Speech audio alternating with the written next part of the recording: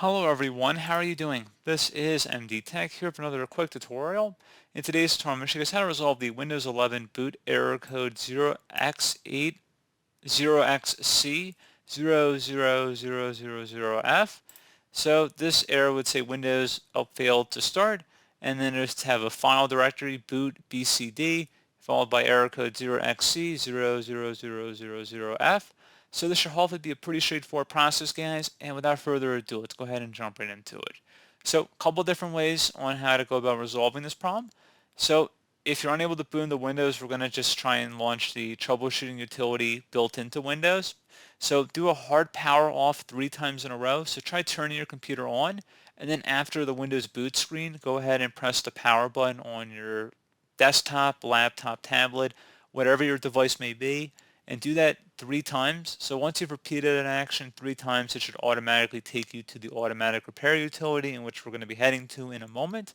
If you're unable to get into that, if you have the Windows 11 ISO file, which is freely available through Microsoft, probably by the time you're watching this video, it's still a little bit early in Windows 11 development, but they should be making that available. You could just boot your computer from that installation media, and then one of the first screens says repair your computer or repair my PC in the bottom left corner.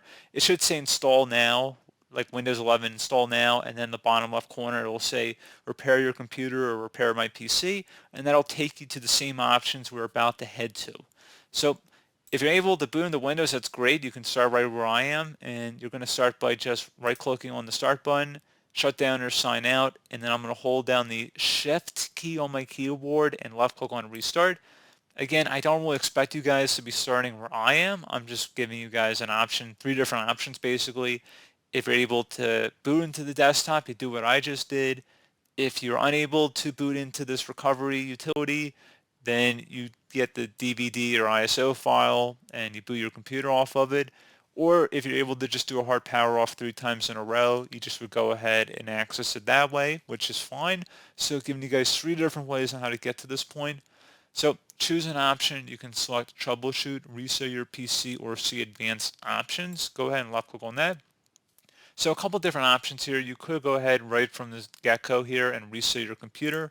So you can go and reset your PC, which will keep your files, but remove apps and settings. So just be careful with this option, because even though it sounds like a system restore, it's really going to be removing most of your programs on your computer. So it's going to be kind of a pain to reinstall everything.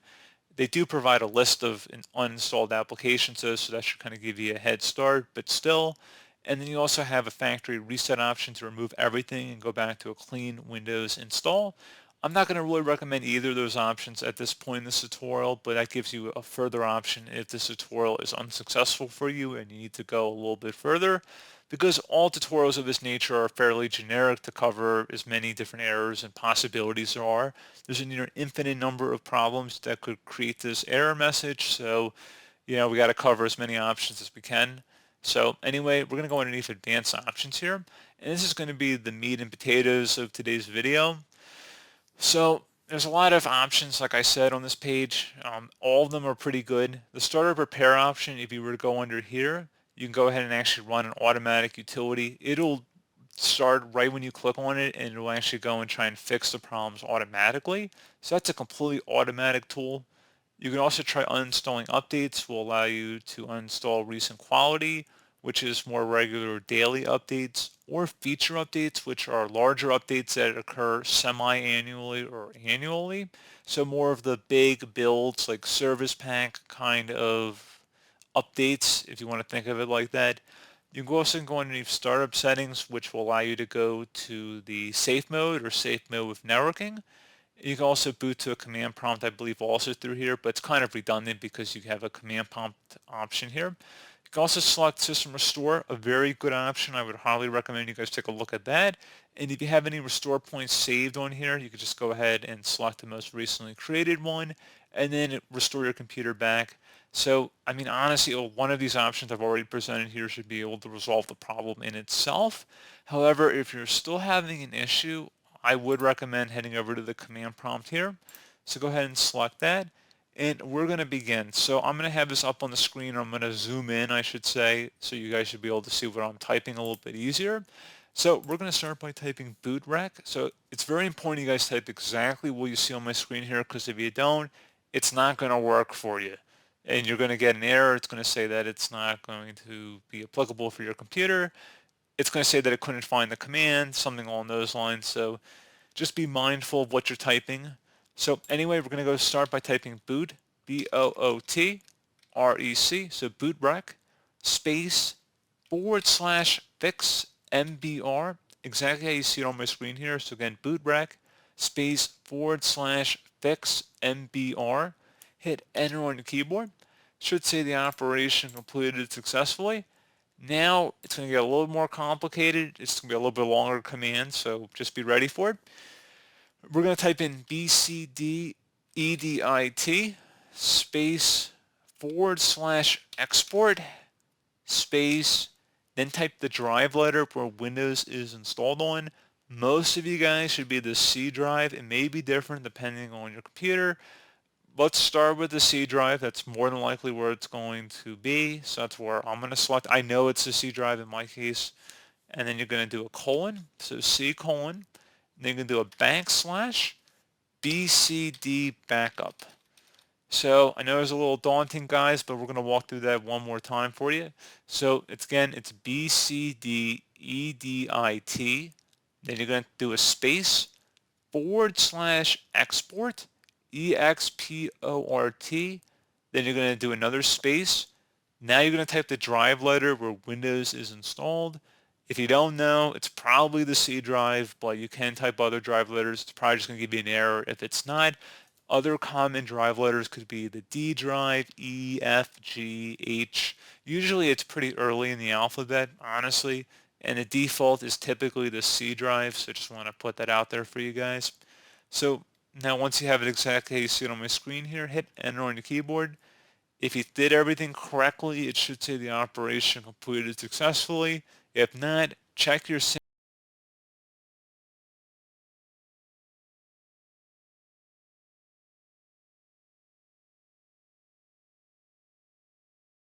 and retype it. Make sure you type it in correctly.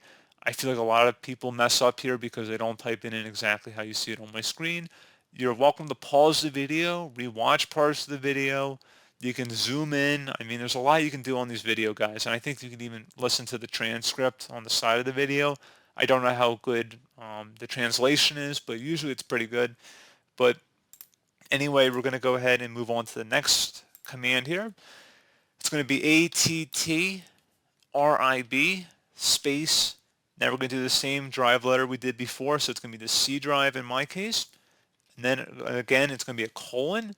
And again, a colon, it's basically one dot on top of another dot. So if you hold down the Shift key and the key right next to the L key on your keyboard. So if you're unfamiliar with where to find the colon key, that's where it is. You can go on Google Images and look that up too. But again, so C colon /boot, B-O-O-T, /BCD, space -H, space -R, space -S.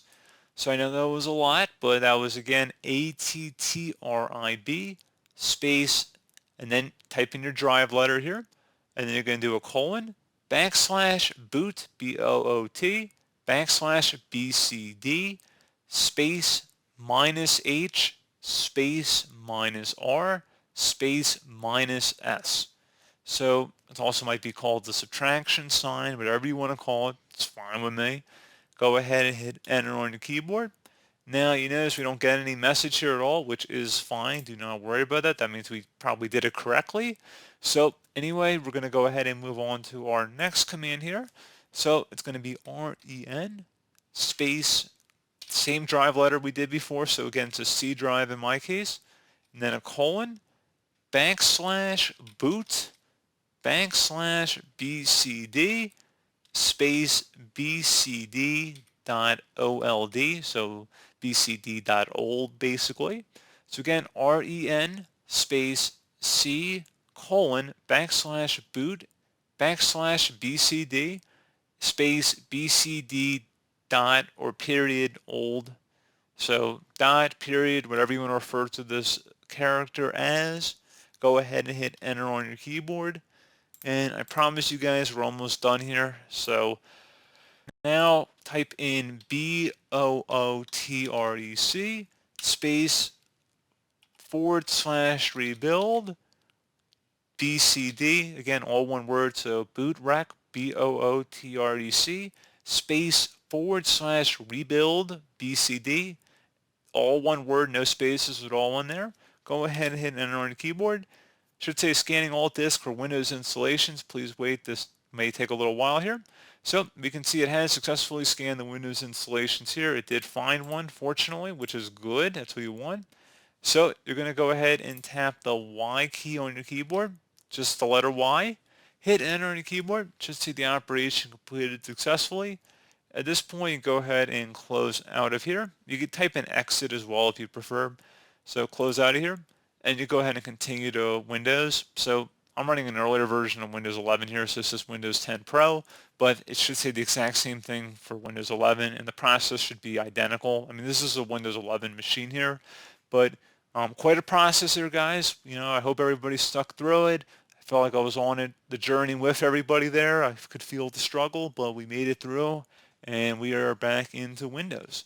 So pretty straightforward process there, guys. Do hope that I was able to help you out, and I do look forward to catching you all in the next tutorial. Goodbye.